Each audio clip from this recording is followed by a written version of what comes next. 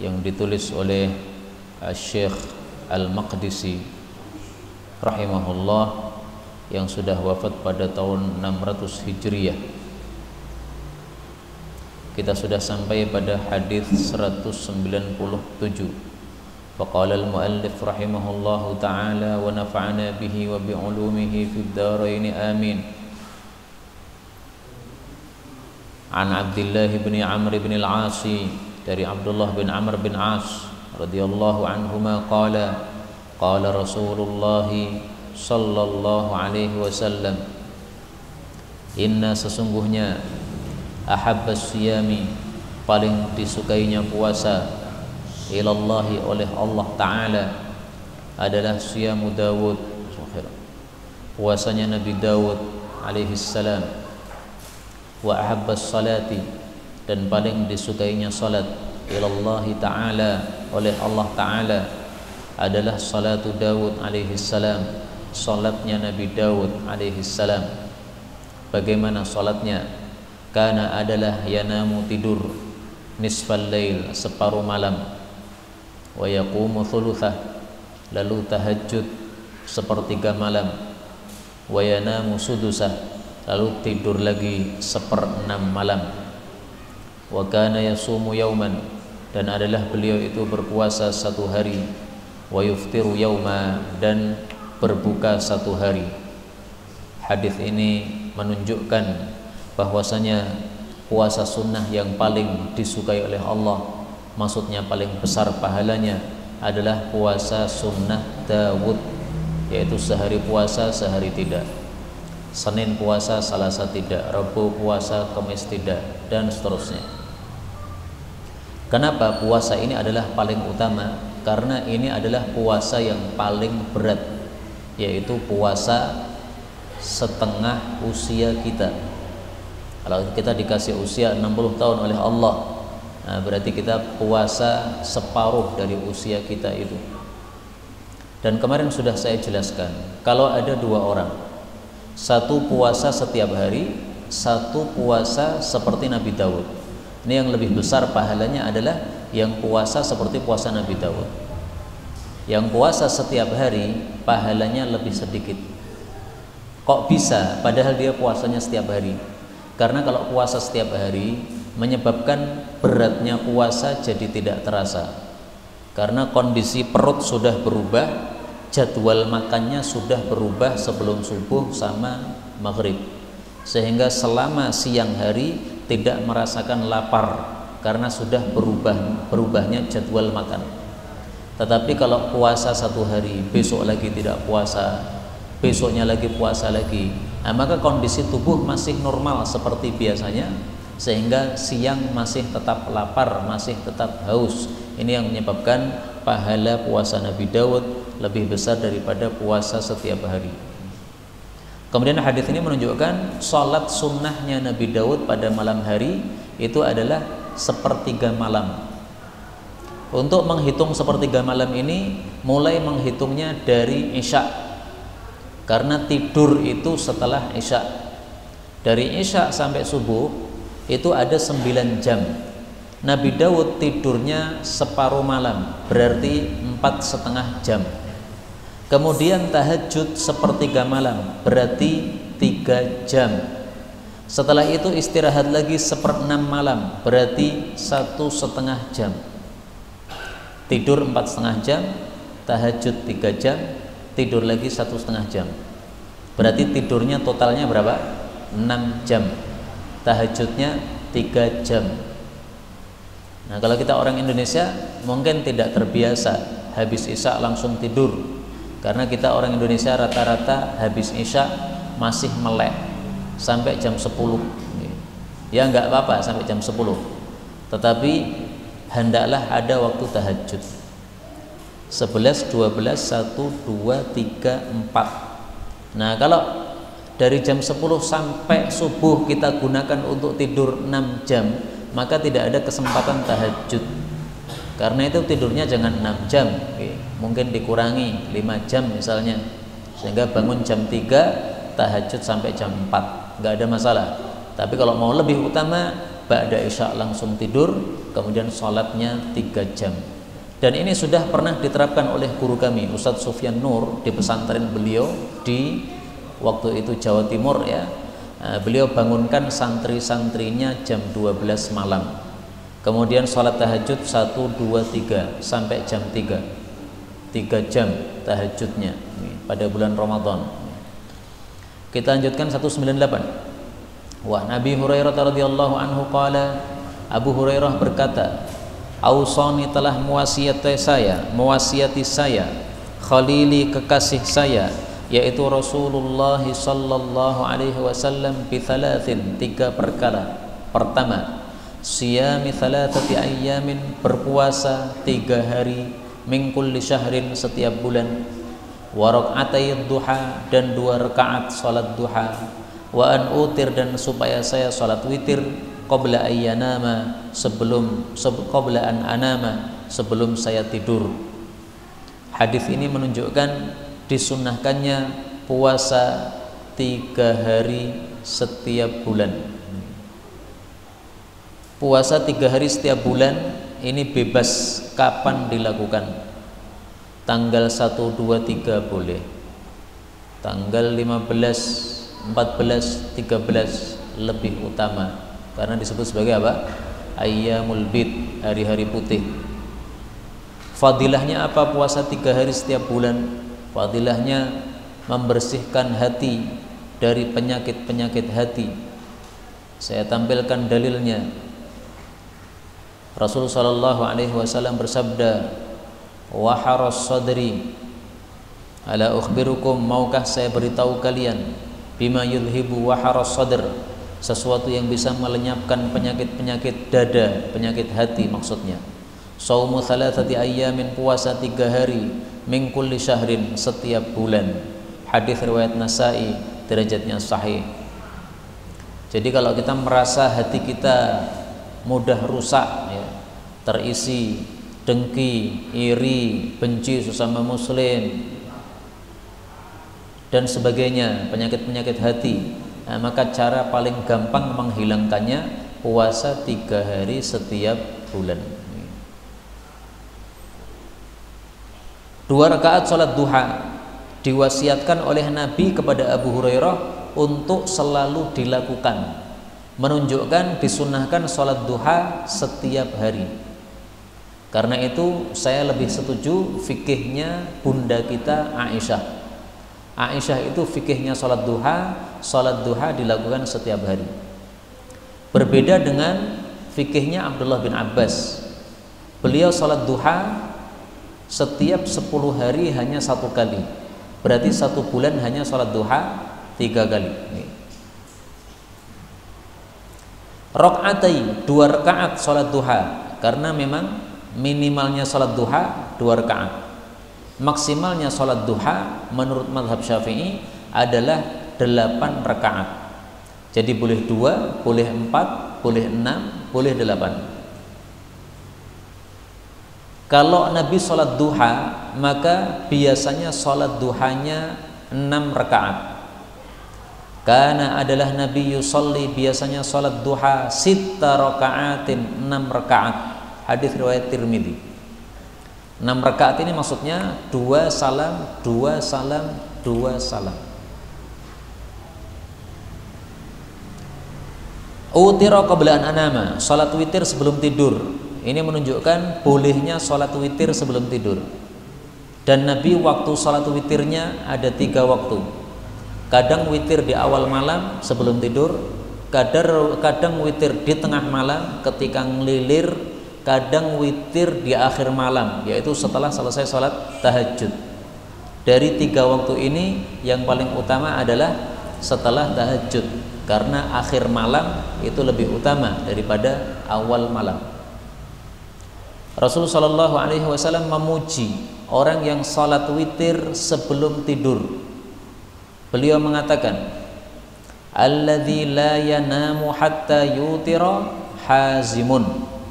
Orang yang tidak tidur sampai salat witir terlebih dahulu, dia adalah hazim, orang yang mengikat. Maksudnya mengikat salat tahajudnya. Artinya salat tahajudnya tidak akan lepas. Seandainya dia tidurnya kebablasan sampai subuh, maka dia sudah tahajud sebelum tidur. Tapi kalau tahajud kita setelah tidur, nah ketika kita bangunnya kesiangan, adzan subuh baru bangun, berarti salat tahajud kita lepas. Nah, maka dipuji oleh Nabi orang-orang yang witirnya sebelum tidur. Hadis riwayat Ahmad sahih. Ada dua sahabat Nabi, Abu Bakar dan Umar. Abu Bakar ditanya Nabi, kamu witir kapan? Dia mengatakan sebelum tidur. Umar ditanya Nabi, kamu witir kapan? Setelah bangun tidur. Maka beliau memuji dua sahabat ini. Beliau mengatakan, Anda wahai Abu Bakar mengikat sholat tahajud Anda. Anda wahai Umar orang yang kuat, sehingga sholat witirnya selalu apa? Setelah bangun tidur. Kita lanjutkan hadis 199. Wa an Muhammad bin Abbad bin Ja'far qala sa'altu Jabir bin Abdullah, aku bertanya kepada Jabir bin Abdullah, anaha, apakah melarang an-Nabi sallallahu alaihi wasallam an siyam an saumi, dari berpuasa yaumil Jum'ah, pada hari Jumat? Qala, dia menjawab, na'am, ya. Wa zada Muslimun, dan Imam Muslim menambahkan, wa rabbil Ka'bah, demi pemelihara Ka'bah, yaitu Allah Subhanahu wa taala. Hadis ini menunjukkan dilarangnya puasa pada hari Jumat. Tetapi larangan puasa pada hari Jumat tidak sampai kepada haram, hanya makruh. Para ulama mengatakan larangan puasa yang haram itu hanya 5 hari dalam setahun. Hari Idul Fitri, hari Idul Adha, dan 3 hari tasyrik.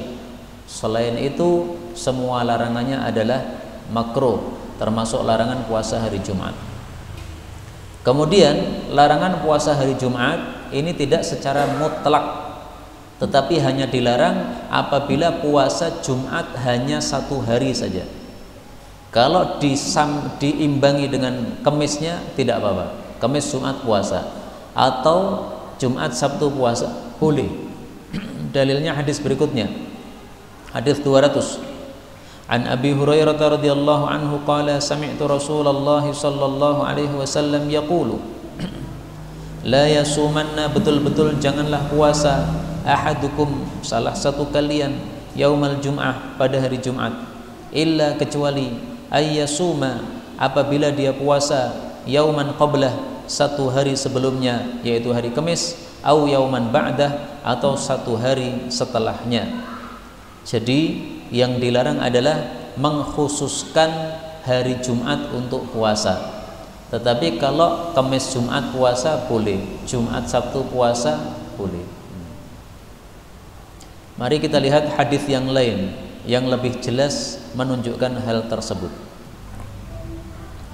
Rasulullah sallallahu alaihi wasallam bersabda, la takhtassu, jangan mengkhususkan Lailatul Jum'ah, malam Jumat, biqiyamin, untuk tahajud, min bainil layali, dari malam-malam yang lain. Wala takhtassu yaumal Jum'ah, jangan mengkhususkan hari Jumat, bisyamin, dengan puasa, min bainil ayyam, dari hari-hari yang lain. Illa ayyakuna fi shaumin yasumuhu ahadukum, kecuali kalau bertepatan dengan puasa yang biasa dilakukan oleh kalian. Hadis riwayat Muslim. Jadi yang dilarang mengkhususkan, khusus malam Jumat tahajud, selain itu tidak, nggak boleh. Khusus hari Jumat puasa, selain itu tidak, nggak boleh. Kecuali kalau ada sebab. Salah satu sebabnya apa? Fi shaumin yasumuhu ahadukum. Kalau puasa hari Jumat itu karena bertepatan puasa yang biasa kita lakukan. Misalnya kita biasa puasa Arafah tanggal 9 Dzulhijjah, atau kita biasa puasa Asyura 10 Muharram. Nah ini Arafah atau Asyura bertepatan hari Jumat, nggak apa-apa, puasa hari Jumat saja, nggak ada masalah. Kenapa? Kita melakukan puasa tersebut bukan karena Jumatnya, tetapi karena Arafahnya atau karena Asyuranya. Demikian juga sebab-sebab yang lain. Misalnya seorang guru TK, namanya guru TK harus teriak-teriak ngajar anak TK, haus, maka dia tidak punya kesempatan puasa kecuali hari libur. liburnya pas Jumat, hari Ahad dia mengajar, bagaimana? Boleh bagi dia puasa sunnah hari Jumat saja. Kenapa? Dia tidak punya kesempatan selain hari Jumat. Dia puasa Jumat bukan karena Jumatnya, tapi karena liburnya hari Jumat. Maka ini tidak ada masalah. Dan di sini Nabi menyebutkan tahajud dan siam. Tetapi para ulama memahami semua ibadah sama hukumnya. Jangan mengkhususkan membaca Quran malam Jumat. Selain malam Jumat tidak baca Quran. Jangan mengkhususkan surat-surat tertentu dibaca pada hari Jumat atau malam Jumat kecuali ada dalilnya yang sahih. Mengkhususkan Yasin pada hari Jumat, ditanya ada dalilnya tidak? Tidak ada, tidak boleh. Karena membaca surat Yasin itu sama dengan apa? Ibadah. Tahajud ini ibadah, puasa ini ibadah, membaca Quran ibadah, membaca surat Yasin juga ibadah. Maka selama tidak ada dalil yang sahih, tidak boleh dikhususkan malam Jumat atau hari Jumat. Nah, bagaimana kalau orang-orang itu pada hari Jumat biasanya membaca surat Al-Kahfi? Kenapa Al-Kahfi dikhususkan hari Jumat? Itu karena ada dalilnya yang sahih, maka tidak apa-apa. Tapi surat Yasin tidak ada dalilnya yang sahih, maka jangan dilakukan. 201. Wa an Abi Ubaidin maula bin Azhar wasmuhu Sa'd bin Ubaidin qala syahidtu, aku menyaksikan, maksudnya menghadiri al-Ida, salat Id, ma'a Umar bin Al-Khattab, bersama Sayyidina Umar radhiyallahu anhu. Faqala, maka Sayyidina Umar mengatakan, hadani, dua ini, yaumani, dua hari, naha Rasulullah sallallahu alaihi wasallam, yang Nabi melarang an siyamihima, dari puasa pada keduanya, yaitu apa? Yaumu fitrikum, hari Idul Fitri kalian, min siyamikum, dari puasa kalian, hari berbukanya kalian dari puasa kalian, wal yaumul akhar, adapun hari yang lain adalah ta'kuluna fihi, kalian makan padanya, min nusukikum, dari sembelihan-sembelihan kalian. Nah, inilah tadi yang saya katakan 5 hari yang haram puasa padanya. Dalam hadis ini disebutkan 2 hari, Idul Fitri, Idul Adha. Nanti hadis lain kita temukan tambah 3 hari, tidak boleh puasa juga. Kenapa? Semua dari 5 hari ini adalah hari raya. Idul Fitri hari raya, Idul Adha hari raya. 3 hari setelah Idul Adha, yaitu hari Tasyrik, itu juga hari raya. Maka tanggal 1 Syawal haram puasa, tanggal 10 Dzulhijjah, 11, 12, 13 Dzulhijjah haram puasa. Siapa yang nekat puasa padanya, maka ada 2 konsekuensi. Konsekuensi pertama, puasanya tidak sah karena waktunya tidak benar. Kedua, dia berdosa dan tidak mendapatkan pahala. Jadi ada orang puasa tidak dapat pahala. Kapan itu? Puasanya tidak sesuai ajaran Rasulullah sallallahu alaihi wasallam. Nah, sekarang saya tampilkan dalil bahwasanya 3 hari setelah Idul Adha tidak boleh puasa. Rasul sallallahu alaihi wasallam bersabda, ala ketahuilah wa inna hadhil ayyam, hari-hari ini, ayyamu aklin wa syurbin, hari makan dan minum, wa dzikrillah, dan hari untuk berzikir kepada Allah. Hadis riwayat Abu Dawud sahih. Yang dimaksud hari-hari ini adalah hari Tasyrik, 3 hari setelah Idul Adha, 11, 12, 13 Dzulhijjah. Hari makan minum itu sabda Nabi. Nah, kalau kita puasa berarti kita melanggar sabda Nabi sallallahu alaihi wasallam. Maka puasanya batal, tidak sah, dan tidak mendapatkan pahala sama sekali. 202. Wa Nabi Sa'id al-Khudri radhiyallahu anhu qala, naha, telah melarang Rasulullah sallallahu alaihi wasallam an shaumi yaumain, dari puasa 2 hari, an nahri wal fitri, yaitu an-nahr, Idul Adha, wal fitr, dan Idul Fitri. Wa an, dan dari istimali, berkerubut, as-sammai, secara somma, nanti akan dijelaskan.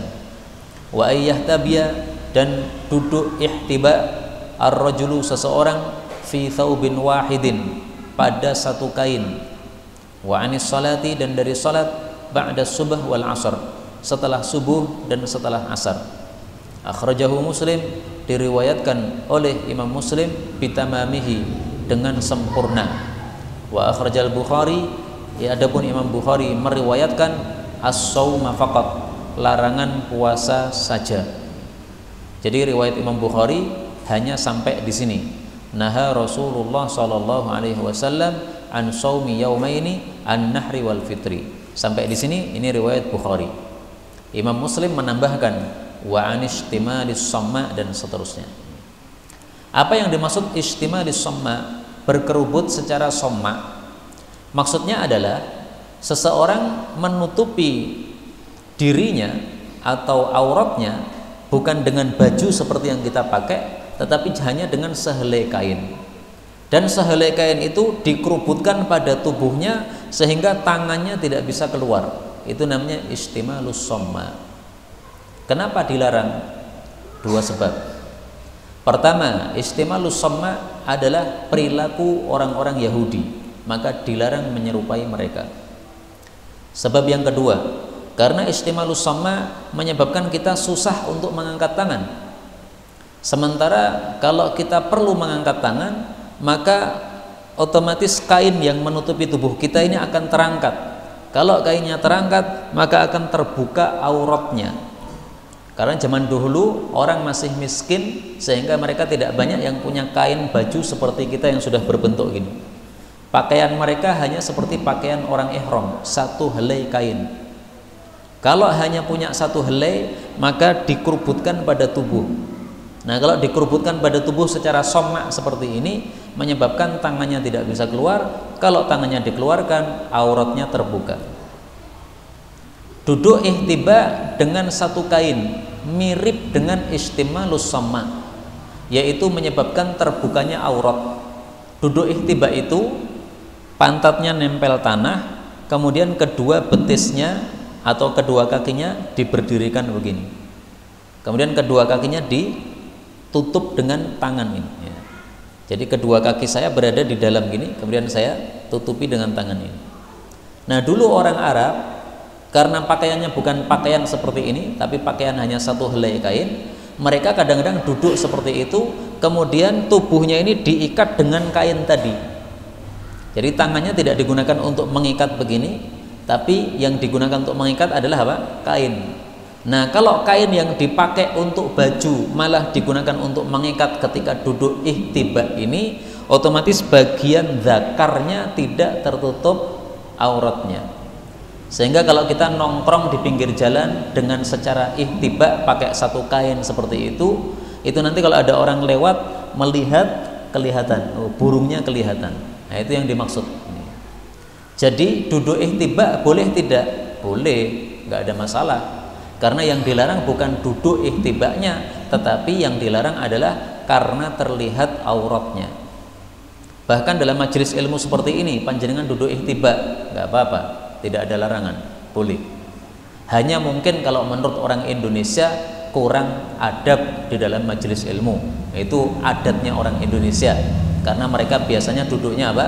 Bersila. Tapi secara hukum boleh tidak? Boleh, nggak ada masalah. Adapun secara adab, nah mungkin dianggap kurang adab karena adat kita orang Indonesia tidak duduk seperti itu di majelis ilmu. Termasuk juga ketika mendengar khutbah Jumat, boleh tidak duduk ihtiba? Ada larangan, tetapi hadisnya diperselisihkan oleh para ulama. Saya tampilkan hadisnya.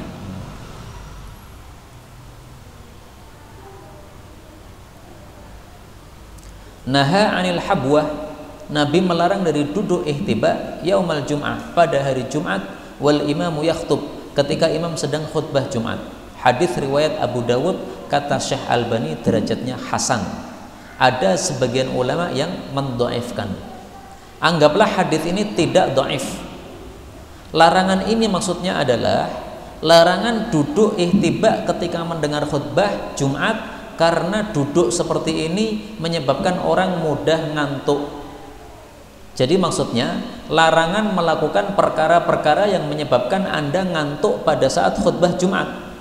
Dingklo sama juga, dingklo menyebabkan apa? Ngantuk. Nah, maka ketika khutbah Jumat tidak boleh dingklo, kecuali kalau yakin tidak ngantuk. Hari Jumat ketika mendengar khutbah Jumat duduk ihtiba, silahkan apabila yakin tidak ngantuk. Karena antum sebelum Jumatan sudah minum kopi 1 liter misalnya, surah mungkin ngantuk 1 liter. Nah, kemudian duduk ihtiba mendengar khutbah Jumat, padahal khutbahnya panjang setengah jam, tidak sesuai sunnah. Nah, panjenengan menteles tidak ngantuk, nggak apa-apa. Tapi kalau menyebabkan ngantuk, itulah yang dilarang berdasarkan hadis ini.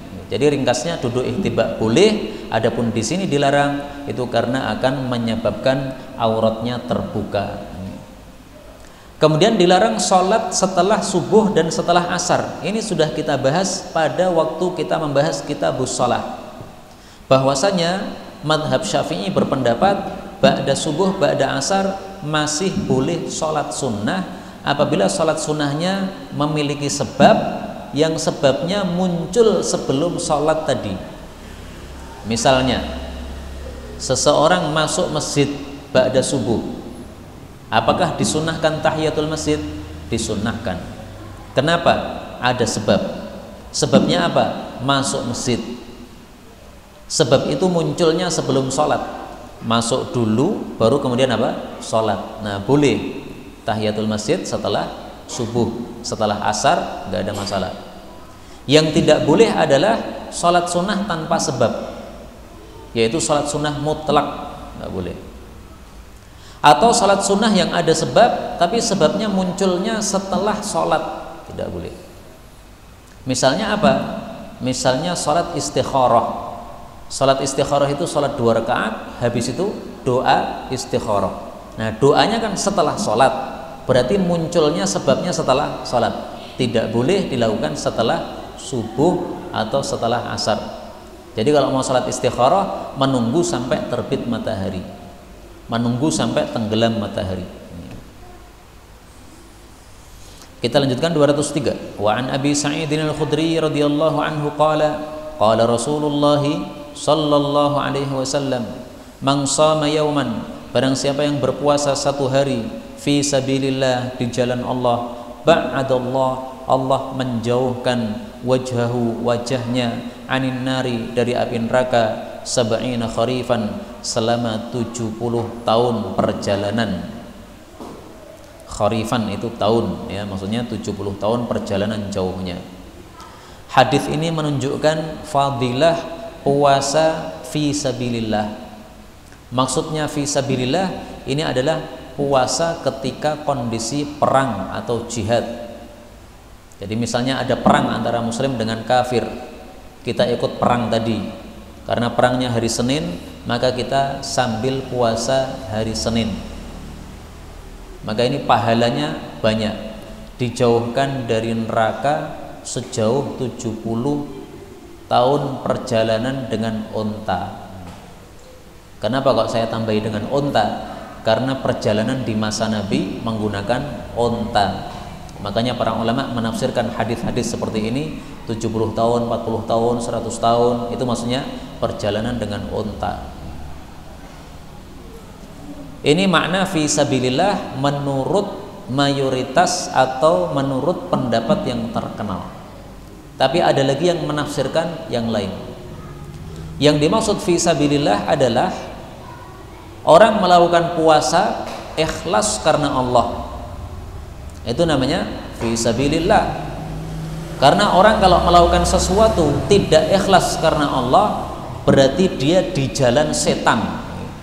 Nah, kalau dia ikhlas, dia berada di jalannya Allah. Nah, makna yang kedua ini saya lebih suka. Kenapa? Karena maknanya lebih umum, mencakup banyak hal atau banyak orang.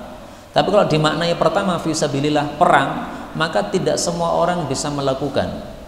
Orang Indonesia tidak ada perang jihad di Indonesia. Kita tidak bisa melakukan hadis ini sama sekali karena kita tidak ada perang di Indonesia. Maka mudah-mudahan makna yang kedua ini apa? Juga benar. Sehingga kalau kita puasa ikhlas karena Allah, sama sekali tidak ada harapan apapun kecuali kepada pahalanya Allah, bukan karena pekewuh kepada manusia, bukan karena orang-orang pada puasa kemudian ikut-ikutan puasa, tapi karena memang cari pahala dari Allah. Nah, nanti akan dijauhkan wajah kita dari neraka 70 tahun perjalanan. Kata-kata wajhahu, wajahnya, ini bukan berarti wajahnya saja yang dijauhkan dari neraka sementara tubuhnya dimasukkan neraka, bukan ya. Disebutkan wajah tapi maksudnya seluruh tubuhnya. Kenapa disebutkan wajah? Karena wajah adalah anggota tubuh paling mulia, sehingga disebutkan wajah sudah mewakili semuanya. Dan ini dalam semua bahasa ternyata ada. Dalam bahasa Arab ada, dalam bahasa Indonesia ada, dalam bahasa Inggris ada. Kalau dalam bahasa Indonesia, orang Indonesia mengatakan saya tidak melihat batang hidungnya. Bukan berarti hidungnya diplester, dilakban, bukan. Tapi memang dia orangnya tidak datang, tidak tampak. Kalau dalam bahasa Inggris saya nggak ngerti karena saya tidak bisa bahasa Inggris. Yang dimaksud sab'ina kharifan itu 70 tahun. Padahal kata-kata kharif ini kalau kita cari dalam kamus itu artinya bukan tahun, tapi artinya musim semi. Dalam satu tahun ada 4 musim. Musim dingin, musim hujan, musim kering, apa lagi? Musim semi, napa meleh? Napa? Musim panas. Nah, kan sudah tadi. Musim gugur itu bagi yang punya 4 musim. Indonesia cuma ada 2 musim, hujan sama tidak, gitu aja. Nah, kalau di negara lain ada 4 musim. Lah sekarang sab'ina kharifan ini artinya bukan 70 musim semi, bukan, tapi 70 tahun. Jadi disebut musim semi tetapi maksudnya adalah 1 tahun itu semuanya. Bisa dipahami? Ini seperti kalau orang Indonesia, orang Arab mengatakan misalnya ya, fi jumu'atin atau fi kulli jumu'atin, pada setiap Jumat, maksudnya setiap 1 pekan, bukan pas hari Jumatnya, tapi 1 pekan. Jadi disebut hari Jumat tapi maksudnya 1 pekan. Kenapa? Dalam 1 pekan itu ada hari Jumat, dan hari Jumat adalah hari yang paling utama, maka disebutkan 1 hari saja yang dimaksud adalah 1 pekan. Demikian juga dalam 1 tahun ada 4 musim, salah satunya adalah kharif, musim semi, disebutkan musim seminya saja tapi yang dimaksud 1 tahun semuanya. Bisa dipahami? Nah, seperti ini seringkali diungkapkan oleh orang-orang Arab, dan saya katakan tadi dalam semua bahasa ada. Saya tidak melihat batang hidungnya, itu maksudnya tidak melihat orangnya semuanya. Nah, di sini kita menemukan 2 contoh. Wajhahu, wajahnya maksudnya seluruh tubuhnya. Kharifan, musim semi maksudnya tahun, ya, 1 tahun. Kemudian berikutnya kita akan membahas bab tentang Lailatul Qadar. Karena waktunya singkat, maka bab Lailatul Qadar ini insya Allah kita undur pada pertemuan yang akan datang, sehingga sisa waktu sekitar 4 menit saya buka untuk soal jawab secara bebas. Ada pembahasan apa?